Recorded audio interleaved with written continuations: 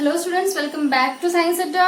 I am Juhi Singh and today we are going to continue the chapter that we had started. So we had started the chapter cell of class 9th. So we have studied so many topics of this chapter, just like what is cell, who discovered cell, okay, and also about the cell theory. Now the next topic is types of cell, okay. कितने तरह के sales होते हैं, उनके types हम लोगों को पढ़ना है, ओके। सो हम लोग स्टार्ट करते हैं, चलिए। तो टाइप्स ऑफ सेल्स पढ़ने से पहले हम लोग टाइप्स ऑफ ऑर्गेनिजम्स पढ़ लेते हैं, okay.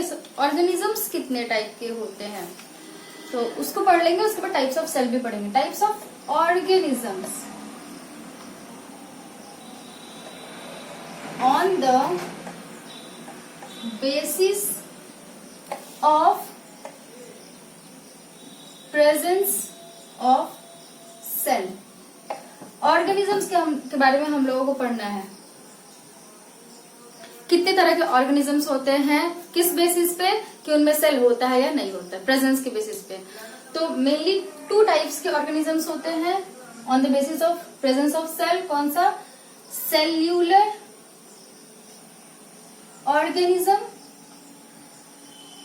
second one is non-cellular organism। now what is cellular organism? Cellular organism क्या है? नाम से ही पता चल रहा है, ऐसे ऑर्गेनिज्म, ऐसे जीव जिनके अंदर सेल्स पाए जाते हैं, जिनका जो पूरा बॉडी है वो सेल से बना हुआ है, ओके। चाहे एक सेल हो या बहुत सारे सेल हो, कम से कम एक सेल तो होना ही चाहिए। अगर एक भी सेल है उस ऑर्गेनिज्म में तो वो सेल्यूलर ऑर्गेनिज्म आएगा। तो एक बात याद रखिएगा, जितने भी ऑर्गेनिजम्स हैं अर्थ पे, किसी भी स्पीसीज के हो या कोई भी प्लांट्स हो, एनिमल्स हो, माइक्रो ऑर्गेनिजम्स हो, सारे के सारे सेल्यूलर ऑर्गेनिज्म होते हैं। सिर्फ एक को छोड़ के जो कि नॉन सेल्यूलर होता है, दैट मीन्स उसमें सेल नहीं पाया जाता है, और वो कौन है? तो वो है वायरस, ओके। वायरस क्या है? नॉन सेल्यूलर होता है, जिसमें कि सेल नहीं पाया जाता है। वायरस को छोड़ के जितने भी ऑर्गेनिजम्स है, जितने भी लिविंग बीइंग है, वो सारे के सारे सेल्यूलर ऑर्गेनिज्म हैं, ओके। तो ये 2 टाइप्स है, सेल्यूलर एंड नॉन सेल्यूलर। अब हम लोग पढ़ते हैं सेल्स के टाइप, और पढ़ते हैं कि ऑर्गेनिज्म और कितने टाइप के हैं, इस बेसिस पे कि उनमें कितने सेल्स पाए जा रहे हैं। Types of organisms on the basis of number of cells, okay। क्योंकि जैसे कि मैंने बताया कि कुछ ऐसे ऑर्गेनिजम्स हैं जिनमें कि एक ही सेल होता है बॉडी में, और कुछ ऐसे ऑर्गेनिजम्स होते हैं जिनमें कि बहुत सारे सेल्स होते हैं, ठीक है। यानी कि सेल का नंबर डिफर कर रहा है यहाँ पे, है ना। तो इस बेसिस पे हम लोग देखेंगे कि कितने तरह के ऑर्गेनिज्म हैं। तो इसमें भी मेनली 2 टाइप्स के ऑर्गेनिज्म हैं। एक होता है first unicellular organism, second one is multicellular organism. Uni का मतलब क्या होता है? Single, one. ऐसे ऑर्गेनिजम्स जिनके बॉडी में सिर्फ एक ही सेल हो, ठीक है, उनको बोलते हैं यूनिसेल्यूलर ऑर्गेनिजम्स, जैसे कि पैरामीशियम, अमीबा, यूग्लिना, ओके।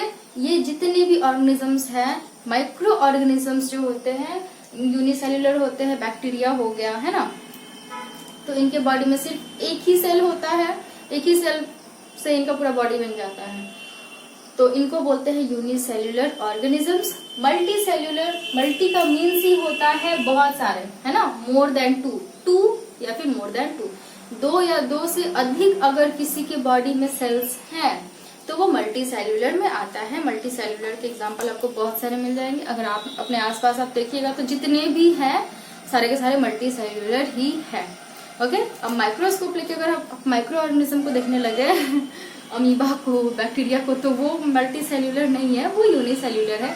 बाकी जितने भी आपको दिख रहे हैं अपने आईज से, अपनी आंखों से आप जिसको देख पा रहे हैं वो सारे के सारे मल्टी सेल्यूलर ही हैं। तो अगर एग्जाम में पूछ दे give some example of multicellular organisms, तो अपने आसपास देख लीजिएगा जितने भी एनिमल्स, जितने प्लांट्स जो भी दिखे सारे के सारे डाल दीजिएगा एग्जाम्पल में मल्टी सेल्यूलर में। ओके, सो अगर हम लोग इसमें डिफरेंस देखें यूनिसेल्यूलर और मल्टी सेल्यूलर में क्या डिफरेंस है, तो देखते हैं क्या डिफरेंस है। ओके, इसको अच्छे से एक बार डिफरेंस देख लिया जाए, उसके बाद आगे बढ़ा जाएगा, टाइप्स ऑफ सेल पढ़ा जाएगा। तो हम लोगों ने टाइप्स ऑफ ऑर्गेनिजम्स देखा, दो बेसिस देखे हमने, एक तो प्रेजेंस ऑफ सेल और दूसरा नंबर ऑफ सेल। तो दोनों बेसिस पे हम लोगों ने देखा ऑर्गेनिजम्स के टाइप। तो हम लोग इसमें फॉलो करते हैं, सबसे पहले तो हम लोग सेल्यूलर है और दूसरा हम लोग मल्टी सेल्यूलर है। Okay, so unicellular and multi cellular में डिफरेंस देखा जाए, unicellular organism, multi cellular organism.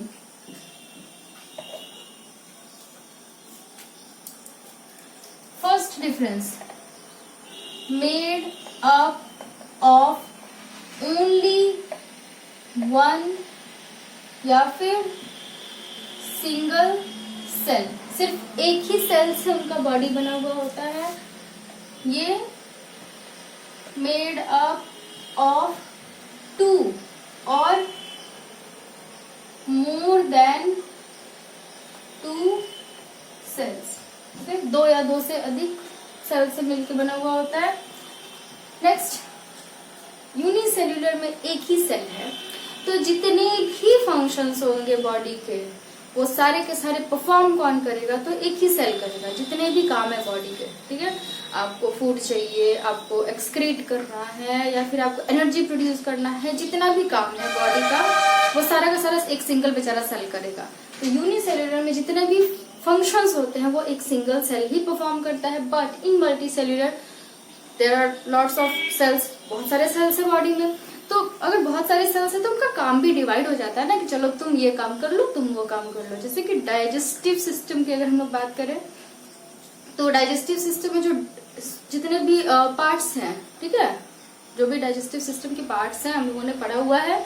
ठीक है, mouth, oesophagus, stomach, small intestine, large intestine, ठीक है, एनस, रेक्टम, ये सारे पार्ट्स हैं डाइजेस्टिव सिस्टम के। तो उनके जो सेल्स हैं उनका काम अलग है। ठीक है ना, फूड को डाइजेस्ट कराना, एब्जॉर्ब करना, ठीक है, उनका काम अलग है। लेकिन अगर हम लोग रेस्पिरेटरी सिस्टम की बात करें, तो रेस्पिरेटरी सिस्टम में क्या होता है कि उनका काम अलग होता है, गैसेस का एक्सचेंज करना, है ना। तो सबके मतलब कि काम अलग अलग होते हैं, सेल्स के काम डिवाइड हो जाते हैं। ठीक है, तो अगर एक सेल की हम लोग बात करें मल्टी सेलुलर में, तो उसको एक या दो तीन काम करने पड़ेंगे, सारे काम नहीं करने पड़ते हैं बॉडी के। लेकिन यूनिसेल्युलर में एक ही सेल है तो सारे जितने भी काम होंगे उसी को करने पड़ेंगे। जैसे कि एग्जांपल हम लोग ले सकते हैं, फैमिली है हम लोगों का, तो मान लीजिए कि एक फैमिली में एक अकेला इंसान है, ठीक है, एक अकेला इंसान अकेले रहता है, और एक दूसरा फैमिली है उसमें बहुत सारे लोग हैं, ठीक। तो जो अकेला रहता है उसको घर के सारे काम अकेले ही करने पड़ेंगे, तो जितने भी घर के काम है या फिर ऑफिस का काम है, जो कुछ भी उसको अकेले ही करना पड़ेगा, ठीक है। लेकिन अगर वही दूसरा फैमिली जो है जिसमें बहुत सारे मेंबर्स है, 4-5 मेंबर्स है, तो उनका काम डिवाइड हो जाता है, ठीक है। घर का काम कोई और कर रहा है, खाना कोई और बना रहा है, ऑफिस कोई और जा रहा है, ठीक है ना, बच्चों को कोई और संभाल रहा है, तो यहाँ पे काम डिवाइड हो जा रहा है। लेकिन अगर सिंगल है तो उसको सारा काम खुद ही करना है, खाना भी बनाना है, ऑफिस भी जाना है, सब कुछ, एवरीथिंग, ठीक है। तो यही डिफरेंस है, अगर यूनिसेल्युलर सेल है तो उसको सारा काम खुद अकेले ही करना है सेल को, लेकिन अगर मल्टी सेल्युलर ऑर्गेनिज्म है तो उसके सेल्स जो होते हैं उनके काम डिवाइड हो जाते हैं, ठीक है। समझ में आया होगा I think.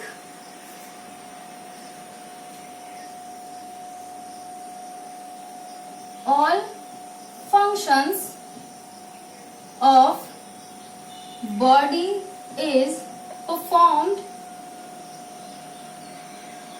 by single cell,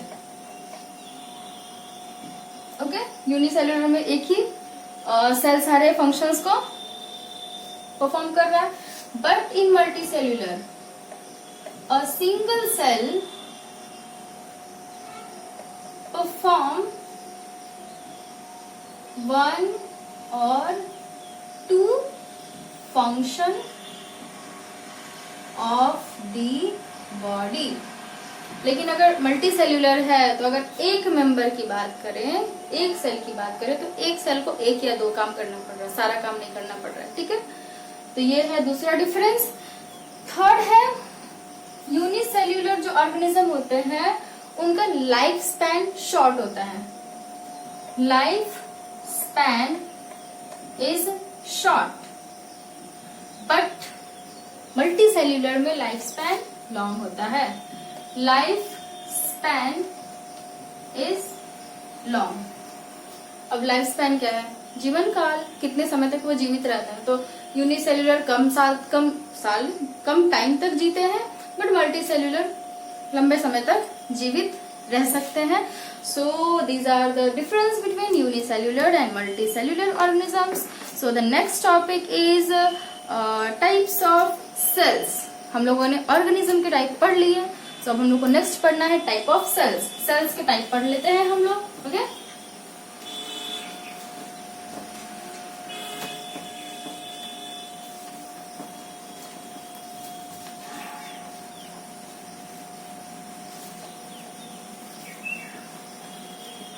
sales के type of sales.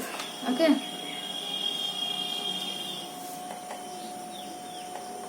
Type of cell. तो बेसिकली ये टू टाइप्स के होते हैं, prokaryotic cell, prokaryotic cell, and second one is eukaryotic cell, prokaryotic.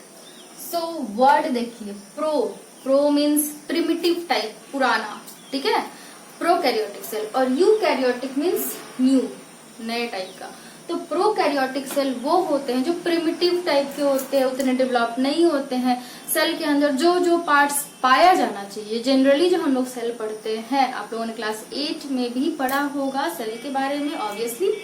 तो सेल के अंदर के आप लोगों को पार्ट्स का पता है कि साइटोप्लाज्म होता है, सेल मेम्ब्रेन होता है, न्यूक्लियस होता है, साथ में सेल ऑर्गेनेल्स होते हैं बहुत सारे। ठीक है, तो सेल के अंदर कुछ चीजें फिक्स्ड है कि ये होनी ही चाहिए, तभी वो सेल कहलाएगा।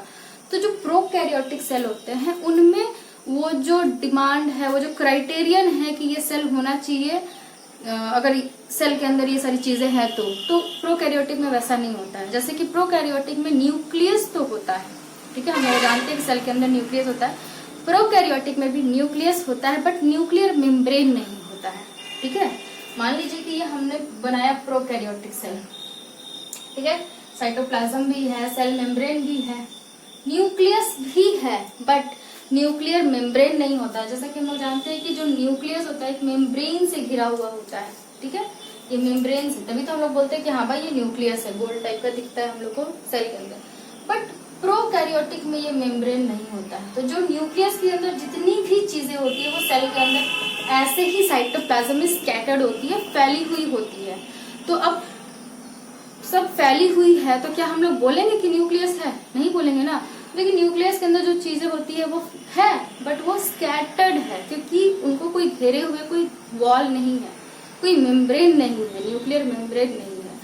तो हम लोग सिंपली बोल सकते हैं कि प्रोकैरियोटिक सेल में न्यूक्लियस नहीं होता है, जो कि बहुत ही इंपॉर्टेंट चीज है किसके लिए, किसी भी सेल के लिए।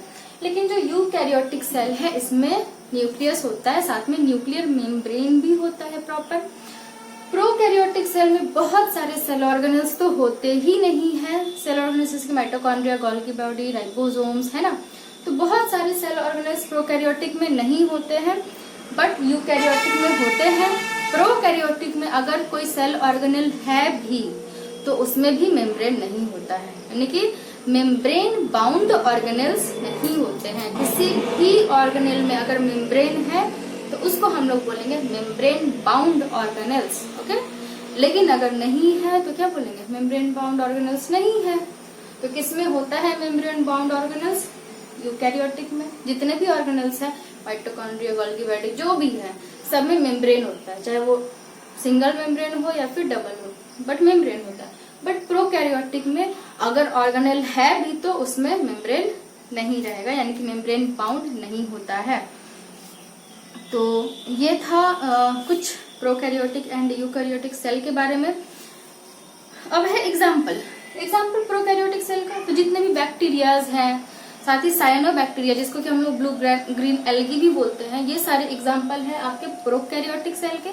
और जितने भी हम लोगों को दिखते हैं ऑर्गेनिजम्स सब यूकैरियोटिक है। ओके, यूकैरियोटिक में बहुत सारे एग्जाम्पल्स हैं, फंगस एल्गी जो भी हैं सब यूकैरियोटिक में आते हैं। प्रोकैरियोटिक के एग्जाम्पल बहुत ही कम है। तो ये है यूकैरियोटिक एंड प्रोकैरियोटिक सेल्स। तो डिफरेंस एक बार ऐसे ही बस बोल लेते हैं। अगर आप लोग बैठे होंगे लेकर के कॉपी किताब तो नोट कर लीजिएगा, ठीक है, क्योंकि ऐसे लिखने में ज्यादा टाइम वेस्ट होता है। तो देखिए प्रोकैरियोटिक सेल का डिफरेंस क्या है प्रोकैरियोटिक एंड यूकैरियोटिक में। Prokaryotic cells are primitive type of cells, that is incomplete type of cells, okay, but eukaryotic cells are well developed cells and complete cells. Prokaryotic cells lack membrane, okay, and also many cell organelles. But eukaryotic cells, in eukaryotic cells, nuclear membrane is present and also many cell organelles are present. Prokaryotic cell do not contain any membrane bound cell organelle. Prokaryotic में कोई भी membrane bound cell organelle नहीं होता है, but in eukaryotic membrane bound cell organelles are found. Okay, prokaryotic cells consist single chromosome. Prokaryotic cell में एक ही chromosome होता है, ठीक है, बट इन यूकैरियोटिक जो क्रोमोसोम्स का नंबर है वो डिफर करता है पर्सन ने ऑर्गेनिज्म टू ऑर्गेनिज्म। जैसे कि हमारे बॉडी में अगर ह्यूमंस की बात की जाए तो एक सेल में कितने क्रोमोसोम्स होते हैं, तो 46 क्रोमोसोम्स होते हैं, ठीक है, कितने ज्यादा 46 है। बट प्रोकैरियोटिक में ओनली 1 क्रोमोसोम पाया जाता है। ओके, एग्जाम्पल में आप लोग लिख लीजिएगा। Example of prokaryotic cell are archaebacteria, cyanobacteria, ठीक है, बैक्टीरिया एग्जाम्पल लिख दीजिए, हो गया, बैक्टीरिया लिख दिया, काफी है। यूकैरियोटिक एग्जाम्पल्स अगर हम लोग देखें तो होगा आपका फंगस है, एल्गी है, या फिर किसी भी ह्यूमन लिख दीजिए, किसी भी एनिमल का नाम लिख दीजिए। You can write anything in eukaryotic cell. बहुत सारे एग्जाम्पल है यूकैरियोटिक सेल के। So this was the difference between prokaryotic and eukaryotic. So let's move to the next topic and that is cell size. आज हम लोग cell size तक पढ़ेंगे, उसके बाद हम लोग स्ट्रक्चर स्टार्ट करेंगे सेल का नेक्स्ट क्लास में, ठीक है। चलिए, सेल साइज। सेल साइज का मतलब क्या कि सेल का जो साइज है वो कैसा होता है, सबसे बड़ा सेल कौन सा है, सबसे छोटा सेल कौन सा है। तो हम लोग अगर सबसे smallest cell in the world देखें, पूरे वर्ल्ड में अपने अर्थ पे अगर सबसे स्मॉलेस्ट सेल देखें तो वो कौन सा है, माइकोप्लाज्म, ठीक है, एक तरह का ऑर्गेनिज्म है। ये एक्चुअली में वायरस और बैक्टीरिया दोनों के बीच का कुछ फंक्शंस बैक्टीरिया के होते हैं, कुछ फंक्शंस वायरस के होते हैं, ठीक है। ये एक अलग ही तरह का ऑर्गेनिज्म है। ये सबसे स्मॉलेस्ट सेल होता है। ओके, अगर हम लोग लार्जेस्ट सेल की बात करें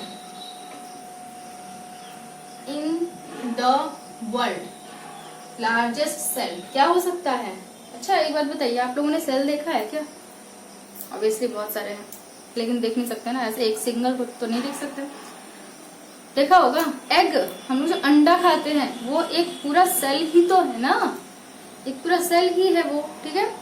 तो सबसे अगर लार्जेस्ट की बात की जाए सेल की वर्ल्ड में तो ऑस्ट्रिच का egg of ostrich, egg of ostrich. Ostrich क्या है? एक फ्लाइटलेस बर्ड है। शुतुरमुर्ग जिसको हिंदी में हम लोग बोलते हैं, फ्लाइटलेस क्यों बोल रहे हैं? क्योंकि ये उड़ नहीं पाती बर्ड है, बट फिर भी ये उड़ नहीं पाती है क्योंकि इसका बॉडी का वेट काफी ज्यादा होता है और उड़ने के लिए क्या बॉडी जो है हल्का होना चाहिए, लाइट वेट होना चाहिए, बट ऑस्ट्रिच काफी हैवी होती है जिसके कारण ये उड़ नहीं पाती है। अब नेक्स्ट है, ये तो वर्ल्ड में हो गया सबसे स्मॉलेस्ट एंड सबसे लार्जेस्ट। अब अगर हम लोग ह्यूमन बॉडी में देखें, स्मॉलेस्ट सेल इन ह्यूमन। तो ह्यूमन में सबसे स्मॉलेस्ट सेल स्पर्म सेल होता है, जो कि मेल्स में पाया जाता है। स्पर्म सेल, स्पर्म सेल सबसे स्मॉलेस्ट सेल है। और अगर सबसे लार्जेस्ट या लॉन्गेस्ट की बात की जाए सेल इन ह्यूमन, तो वो होगा नर्व सेल, यानी कि न्यूरॉन्स। न्यूरॉन जो है, जिसको हम नर्व सेल भी बोलते हैं, ये सबसे लार्जेस्ट या लॉन्गेस्ट सेल है ह्यूमंस का। साथ ही इसको हम लोग ब्रांच्ड सेल भी बोलते हैं, क्योंकि इसमें बहुत सारे ब्रांचेस निकले हुए होते हैं। सो ये था cell size. Okay, next topic है स्ट्रक्चर ऑफ सेल, जिसमें हम लोग हर एक पार्ट के बारे में डीपली पढ़ेंगे, जैसे कि सेल मेम्ब्रेन के बारे में, साइटोप्लाज्म के बारे में, न्यूक्लियस के बारे में। तो वो हम लोग नेक्स्ट क्लास में करेंगे। तब तक के लिए जो जितना भी पढ़ाया है उसको अच्छे से रिवाइज कर लीजिए, समझ लीजिए, और लाइक शेयर एंड सब्सक्राइब कर लीजिए। काफी मेहनत लगता है बनाने में। सो तब तक के लिए बाय, टेक केयर, और बस पढ़ते रहिए। Bye bye.